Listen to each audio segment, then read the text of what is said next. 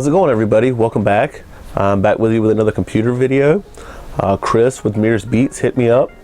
I made him a computer a few months back. If you don't remember this, I will leave a little thing right up here. Please click it and go check it out. He has been doing a lot of work on his studio and cleaning it up, fixing it up, and he finally got around this past week to hooking that computer up, and it wouldn't turn on. Well, it would turn on, but it wouldn't boot up. It kept doing the whole no hard drive with installation, OS installation found, press Control Alt to delete, reboot, whatever. So after trying to give him a few pointers over the phone, he ended up bringing it down to me this weekend, and I've been working on it. I did find what the problem was. The problem was this SSD. It's a Crucial V4. Did right before I built that computer in the other video. I did get this off of eBay for a real cheap price. I'm not sure if the person that sold it to me knew that there was problems with it, and that's one of the reasons they were selling it off, or if it was just a coincidence and possibly heavily used. It is only a 64 gig, and it was basically just used to hold the operating system, one or two small programs, and everything else was going to be saved to a mechanical drive, a bigger mechanical drive in the system. But one of the problems with that computer was when I initially put it together for him, I honestly thought he was only going to be doing it for music production, which doesn't take as much hardware utilization as what he's doing now. Chris has now gotten into making actual YouTube videos and doing video editing. So this kind of was a blessing in disguise that he wasn't able to use the computer, and he brought it back to me. I have since done some more work to it and kind of beefed it up a little bit to help him with his new ventures. So one thing I did was I went ahead and put 8 gigs of RAM in it, DDR3 at 1333. It's not the most fastest RAM, but it's what I had to spare. It only was at 4 before, so I doubled the RAM. And I've also switched the case out. Now the case that was on it was an old case that was one that I just had sitting around basically, and it was for more, function over form. It was more something you kind of hid behind, like a shelf, or not a shelf, but like in a cabinet, or you weren't really looking at it. It wasn't supposed to be bling blingified or anything like that. So what I've done now that he's been working on his studio and trying to make everything look nice is I've switched the case out, and I've made it more visually appealing for him. And this should honestly help out a ton. Now I found another SSD that I had sitting around and replaced the one that I had given him before. So I'm down to no spare SSDs, which I guess that's first world problems. But what we're gonna do now is I'm gonna show you the shots of what I did with the system. And for the sake of time, him needing to get this computer back because he has nothing to edit video on all weekend, I didn't document the changes that I made or the process of it. There's plenty of videos on YouTube of how to change over computer parts, upgrade parts, how to put a motherboard in, blah, blah, blah, blah, blah. So this is more of a just to show the final result.